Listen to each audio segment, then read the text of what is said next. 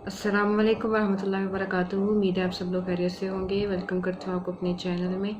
और आज का हमारा टॉपिक बहुत ज़्यादा इंटरेस्टिंग और मोटिवेशनल है, जो कि है डर को कैसे फेस करें, या डर क्या चीज़ है और डर हमारे अंदर कैसे आता है, और क्या हमें उन चीज़ों से डरना चाहिए जिस चीज़ से हम डरते हैं, या जिन लोगों से हम डरते हैं, या हमें किसी और चीज़ से या किसी और से डरना चाहिए जिससे डरने का हक़ है। Let's get started.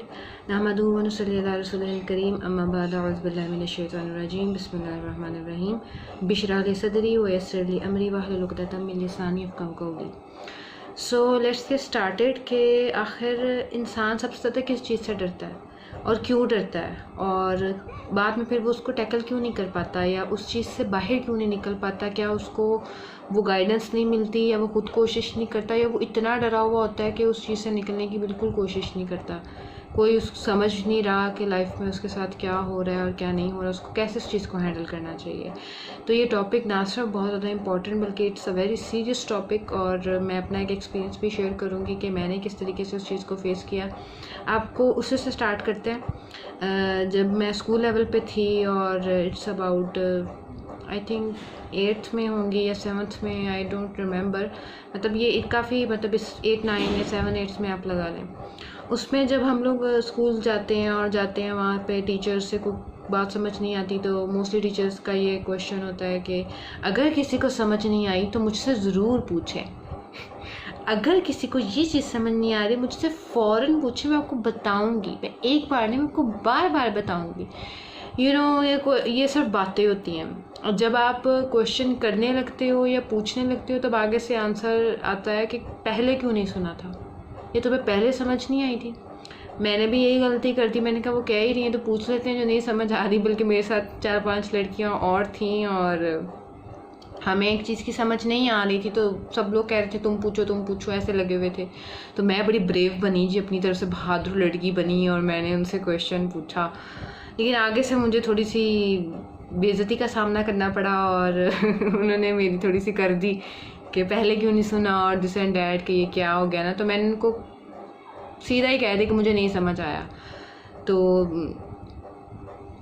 अब उससे क्या हुआ, अब उससे मेरे दिल में डर बैठ गया कि नेक्स्ट टाइम मुझे क्वेश्चन नहीं करना, वरना मुझसे मेरा मजाक बनेगा, या टीचर से मुझे डांट पड़ेगी, तो इर्द गिर्द के लोग हंसेंगे। तो मैं अपने ही अंदर ही इंसान की वो चीज़ डेवलप हो जाती है कि अब ये किस तरीके से, ये तो नहीं होना चाहिए। अब इस चीज़ को रोकने के लिए मैंने क्वेश्चन से करने बंद कर दिया, मैंने ध्यान ही देना बंद कर दिया। मैंने उस वाले स्पेसिफिक लेक्चर में उस चीज़ को मैंने छोड़ दिया।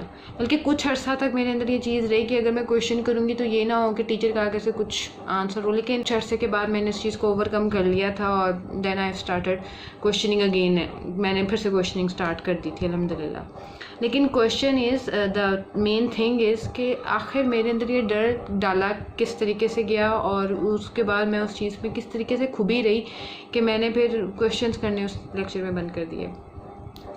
देखिए, जो लोग होते हैं ना, सबसे पहले इंसान को इस चीज़ का डर होता है कि उसको अपने, हर इंसान डिफरेंट है, लेकिन अगर मैं अपनी बात करूं, या मोस्ट ऑफ़ द पीपल जो मेरे जैसे होंगे उनकी बात करूं, तो सबको हमेशा अपनी इज़्ज़त का, सेल्फ़ रिस्पेक्ट का और अपना मजाक उड़वाने का बड़ा डर होता है कि जी कोई मेरा मजाक ना उड़ाए। या जो कुछ लोग ऐसे होते हैं, मैं उनमें से एक हूँ कि मुझे पसंद नहीं है, मुझे कुछ चीज़ें ये चीज़ अच्छी नहीं लगती। तो अब मैंने उस चीज़ को इतना किया कि मैंने कहा नहीं, ये नहीं होना चाहिए। हालांकि आई वॉज नॉट रॉन्ग, मैं गलत नहीं थी।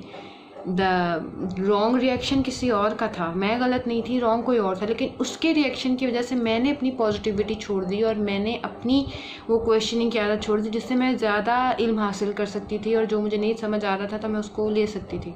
अब आपकी ज़िंदगी में किस किस्म के डर होते हैं? सबसे ज़्यादा डर हमें लोगों का होता है, और मुझे भी किस चीज़ का हुआ था कि जो लोग मजाक उड़ाएंगे। मुझे आखिर क्यों फ़र्क पड़ना चाहिए कि मजाक उड़ाएंगे?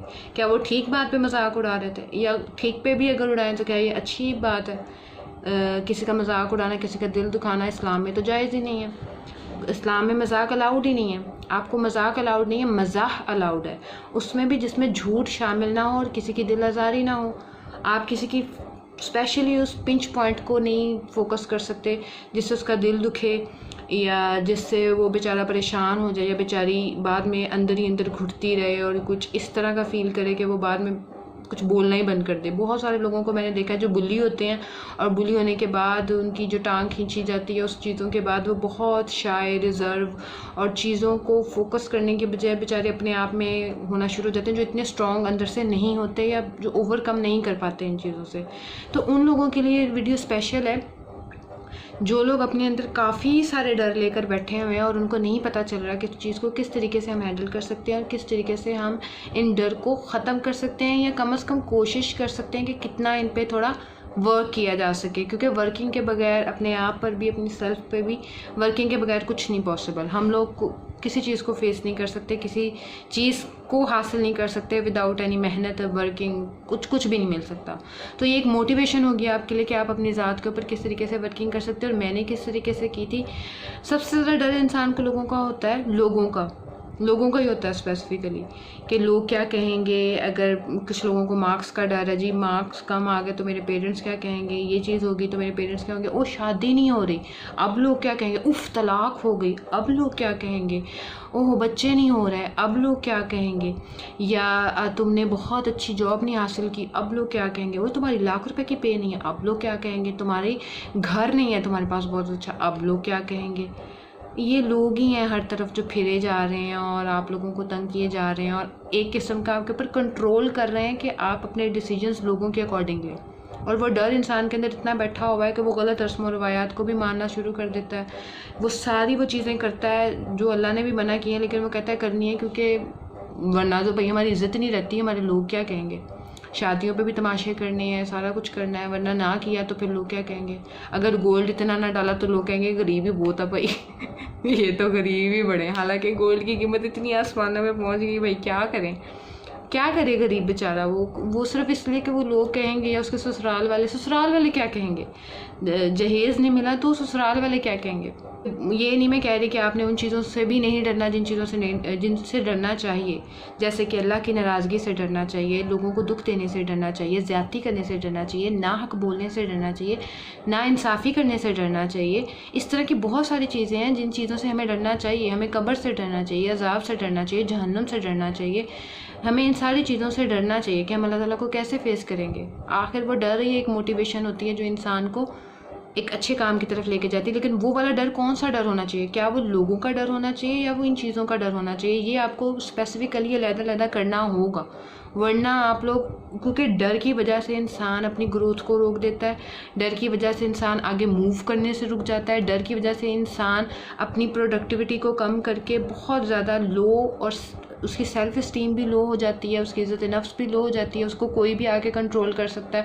وہ ایک قسم کا اپنا ریموٹ کنٹرول دوسروں کے ہاتھ میں پکڑا دیتا ہے. اور دا مین تھنگ جو میں نے بھی سم ٹائمز فیس کی, بہت سارے لوگ بھی فیس کرتے ہیں, بہت سارے لوگ بلکہ اس چیز کو فیس کرتے ہیں جو اسپیسیفکلی اپنی مرضی کو ترجیح دیے بغیر دوسروں کی مرضی کو ترجیح دیتے ہیں کہ کہیں وہ ناراض نہ ہو جائے. اور ایٹ دا سیم ٹائم وہ لوگوں کو فکر نہیں ہوتی کہ ان لوگوں کو فکر نہیں ہوتی کہ وہ لوگ ہمیں ناراض کریں گے کہ نہیں کریں گے. بٹ نہیں کہ کہیں ہم اپنے فلانے دوست کو ناراض نہ کر دیں, اگر اس نے بلایا ہے پارٹی پہ تو جانا ہی پڑے گا. اب پارٹی حرام ہے تو پھر کیا دوست کو منع کرو کہ نہیں آ سکتا میں, it's not according to my type, یہ میرے ٹائپ کا نہیں ہے, ہمارے اسلام میں نہیں, میں نہیں آنا چاہ رہا. اب دوست لڑکی کی کسی غلط اٹس حرام ریلیشن شپ میں ہے تو ایک دوسری لڑکی اس کو بتا بھی رہی, ٹھیک ہے فرینڈ شپ رکھ رہے ہو, اس کو آہستہ آہستہ موٹیویٹ کرو, اٹس اوکے. لیکن اب وہ آپ کو کہے گی کہ آپ اس کے دوست سے فرینڈ شپ کر لو, آپ کہیں گے نہیں کہیں وہ مجھ سے ناراض نہ ہو جائے. کر لیتے ہیں, اس سے کیا پرابلم ہوتی ہے, اس سے پرابلم ہوتی ہے.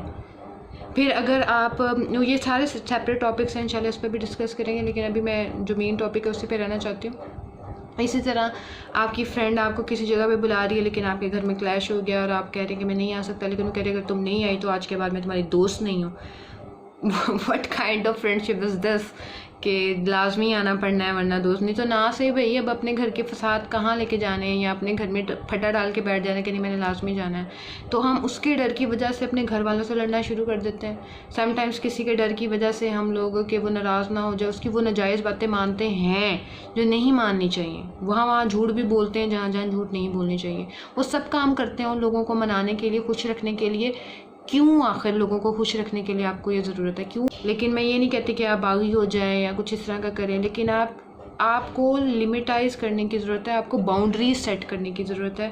اب اتنی زیادہ وہ والے ٹاپکس پہ میں نہیں جاؤں گی, لیکن ایک فرینڈشپ کا ٹاپک میرے سامنے زیادہ نظر آ رہا ہے, جس کی وجہ سے موسٹلی لڑکیاں گھروں پہ, کیونکہ میں زیادہ تر لیڈیز ہی میرا چینل دیکھتی ہیں الحمدللہ, تو لیڈیز کو, میری بہنوں کو, جو لوگ مجھے جانتے ہیں ان کو, کہ وہ اس چیز سے ضرور سبق حاصل کریں کہ اپنی فرینڈس کی باؤنڈریز لازمی سیٹ کریں, اور کبھی بھی اپنی فرینڈس کو خود کو کنٹرول کرنے نہ دیں. فرینڈشپ یہ نہیں ہوتی کہ آپ کہیں کہ یہ تو میری بیسٹی ہے اور بیسٹی سب کچھ کر سکتی ہے. نو, آپ کی بیسٹ فرینڈ کچھ بھی نہیں کر سکتی اس طرح سے, اور کبھی بھی آپ کو پریشرائز کرتی کسی چیز کے لیے. نو, اگر وہ کچھ غلط کرنے کے لیے پریشرائز کر رہی ہے, اس کو دور ہٹائیں, صرف اس لیے کہ وہ ناراض ہو جائے گی یا اس کا دل ٹوٹ جائے گا, اس کو مت رہنے دیں, توڑ دیں دل. It's okay. اگر وہ اللہ تعالیٰ کی حکم کی پامالیوں کا کہہ رہی ہے, اگر وہ اتنے غلط کاموں کا آپ کو کہہ رہی ہے, آپ کو اس چیز کو روکنا چاہیے. یو ہیو ٹو, ورنہ تو آپ اس کے بھی دشمن ہیں, کیونکہ وہ آپ کو غلط کام کے لیے کہہ رہی ہے, آپ کر رہے ہیں, تو وہ آپ کے لیے گناہ جاریہ ہو گیا نا. آپ بھی گناہ کریں گے تو اس کو بھی گناہ کا ساتھ اس کو ملتا رہے گا, اس کو بھی اس کا ساتھ جاتی رہیں گی, اس کی نیکیاں بھی اس کو اس چیز کا گناہ ملتا رہے گا آپ کے کرنے کی وجہ سے. جیسے صدقہ جاری ہوتا ہے ویسے گناہ جاریہ ہو جائے گا اس کا. تو اگر آپ کہتے ہیں نا کہ مومن کو روکو, ایک حدیث کے مطابق ہے, یہ اس کا خلاصہ ہے, تو ظلم کرنے والے مومن کو یا انسان کو کیسے روکا جا سکتا ہے؟ اس کو ظلم کرنے سے روکا جا سکتا ہے. اگر آپ بھی کسی کے ٹرو فرینڈ ہیں تو چاہے وہ آپ سے ناراض ہوتا ہے, ہونے دیں, آپ اس کو روکیں. اتنا کوئی نہیں مرے گا, کسی کو خود پر کنٹرول کرنے نہ دیں. اچھا, کچھ لوگوں کے ٹرکس ہوتے ہیں کہ وہ گفٹس دینا شروع کرتے ہیں, اور گفٹس کے ذریعے ایک قسم کا نا دوسرے پر احسان کا لیول جتانا شروع کرتے ہیں کہ میں تو آپ سے اتنا کرتا ہوں یا کرتی ہوں, میں نے تو اتنا مطلب کیا ہے. یا پھر وہ کچھ اس طرح کے ٹرکس یوز کرتے ہیں جس سے وہ سامنے والے کو کنٹرول کرنے کے لیے, ان کو نیچا کرنے کے لیے, کہ وہ کبھی بھی کسی کا احسان نہ لیں, چاہے وہ آپ کا فرینڈ ہے, چاہے وہ کوئی بھی. میں اس چیز کے بالکل حق میں نہیں ہوں کہ کبھی بھی آپ کسی کا احسان نہ لیں. یا تو آپ کا بہت دل ہے کہ میرے فرینڈ نے دیا ہے تو لینا چاہیے, تو ضرور لیں, لیکن آپ تب اس کو دے بھی دیں. کچھ گفٹ وغیرہ جتنے وہ آپ کو دے رہا ہے آپ بھی اس کو دیں, تاکہ وہ چیز بیلنس رہے. ہر چیز کو بیلنس رکھنا سیکھیں, باؤنڈری سیٹ کرنا سیکھیں. یہ نہ ہو کہ کل کو کوئی کہے آ کے کہ میں نے آپ کے ساتھ بہت کیا تھا لیکن آپ نے مجھے ان ریٹرن نہیں دیا, کیونکہ یہ لوگ کرتے ہیں, اسپیشلی کرتے ہیں. تو جب آپ کو یہ لوگ اس طرح سے کہنے کی کوشش کریں, تب آپ کو آپ کو صرف اپنا انر سیٹسفائی کرنے کی ضرورت ہے, آپ کو لوگوں کو سیٹسفائی کرنے کی ضرورت نہیں ہے. ہاں, اپنے امپورٹنٹ لوگوں کو آپ بات ایک دفعہ کلیئرفائی کریں, 2 دفعہ کلیئرفائی کریں, لیکن اگر وہ نہیں سمجھنا چاہتے تو اٹس اوکے. آپ کا اندر اگر سیٹسفائی ہے نا, تو آپ کو پتہ ہوگا کہ آپ نے کچھ غلط نہیں کیا, آپ کا ضمیر مطمئن ہوگا کہ میں نے ڈیسیجن ٹھیک لیا تھا. اب وہ بندہ یا بندی نہیں ماننا چاہتا تو اٹس اوکے. اب جب آپ اپنا کنٹرول واپس لے لیتے ہیں نا کسی سے, اگر آپ غلطی سے پھنس گئے ہیں کسی چیز میں, اب جب آپ اس ویڈیو کے بعد یا ویسے بھی جو لوگ اپنا کنٹرول واپس لیں گے نا کسی سے, لازمی آپ کے فرینڈ کو یا جس سے بھی آپ کنٹرول واپس لے رہے ہیں اس کو بہت بڑا مسئلہ ہوگا. اگر وہ ٹرو فرینڈ ہوگا یا ٹرو ہوگا, وہ آپ کو کچھ نہیں کہے گا, اس کو پتہ ہوگا یہ ٹھیک ہے, یا اس نے کنٹرول کیا ہی نہیں ہوا ہوگا. لیکن جس نے آپ کو کنٹرول کیا ہوگا, وہ اپنی مٹھی میں آپ کو رکھنا چاہتا ہوگا اور کنٹرول میں رکھنا چاہتا ہوگا, اس کو تو تباہی مچ جانی ہے اس کی. اس نے آپ کو چھوڑ دینا, اس کی ساری محبتیں, ہر چیز گر جانی, سٹی جانی, ختم ہو جانی ہے. اس سے آپ کو ریئل اور پیور لوگوں کا بھی پتہ چلے گا, کیونکہ یہ لائف آپ کی ہے, جیسے یہ لائف میری ہے. میں اپنے ڈیسیجنس کو سوچ سمجھ کے لیتی ہوں, جو بھی ہے, اور مجھے میرے جو پیرنٹس ہیں یا جو بھی ہیں اس چیز کو میرے حق میں رکھتے ہیں کہ ہاں ٹھیک ہے, تو اس کی لائف ہے, اس کو سوچنا چاہیے, دیکھنا چاہیے. اسی طرح آپ کی لائف ہے, جو ایسے چھوٹی موٹی چیزوں کی بات کر رہی ہوں, ورنہ اسلام میں مشورے کے بارے میں بھی ہے, وہ سیپریٹ بات میں کر رہی ہوں. میں بہت بڑی والی باتیں نہیں کر رہی, میں اس طرح کی چھوٹی چھوٹی جو ہم ڈیلی لائف میں خود سے ہی لیتے ہیں ڈیسیجنس, اس میں کسی کا کوئی عمل دخل نہیں ہوتا. آپ خود ہی اجازت دے رہے ہوتے, خود ہی الاؤ کر رہے ہوتے کچھ لوگوں کو انٹرفیئر کرنے کا, یہ سب کچھ. لیکن جہاں ہی آپ لوگوں کو ان کی باؤنڈریز دکھا دیتے ہیں, لوگوں کو بھی پتہ چل جاتا ہے کہ یہ انسان یا یہ بندہ یا یہ بندی اس طرح کی باتیں نہیں پسند کرتا, اور یہ نہیں سنے گا یا نہیں سنے گی, یا نیکسٹ ٹائم اگر آپ نے اس طرح کی کوئی بات کی تو آپ کو فیس کرنا پڑے گا. آپ کو اس کے ساتھ تعلقات خراب ہو جائیں گے, یا آپ اس چیز کو بالکل اگنور کریں گے, یا آپ کو اس چیز سے کوئی فرق نہیں پڑتا. آپ اپنی باؤنڈری سیٹ کریں, اس سے آپ کی پرسنالٹی گروم ہوگی, آپ کا وقار بلند ہوگا, اینڈ موسٹ امپورٹنٹلی آپ کا دل سیٹسفائیڈ رہے گا. آپ ایک بوجھ کی طرح ایک کسی کے کنٹرول کے اندر رہنے کی بجائے کسی کے ڈر اور خوف جو آپ اپنے دل میں سما کے بیٹھے ہوئے ہیں بہت ساری چیزوں کا، اس کے ساتھ آپ کی جو گروتھ رکی ہوئی ہے وہ سٹارٹ ہوگی. This video is little bit long, تھوڑی سی ضرور ہے لمبی، لیکن کچھ چیزیں کرنی بہت ضروری ہوتی ہیں. سو ملتے ہوں آپ سے اپنی نیکسٹ ویڈیو میں. امید ہے کہ آپ اپنے ڈر کو ختم کرنے میں کامیاب ہو جائیں گے. ختم نہیں تو کم از کم اوور کم کرنے میں، یا اس کے آلٹرنیٹیو اچھی چیزوں کو لے کر آنے میں، اور اپنی گروتھ جو رکی ہوئی ہے اس کو دوبارہ سے بحال کرنے میں کامیاب ہو جائیں گے. تب تک کے لیے مجھے اجازت دیں. السلام علیکم ورحمۃ اللہ وبرکاتہ.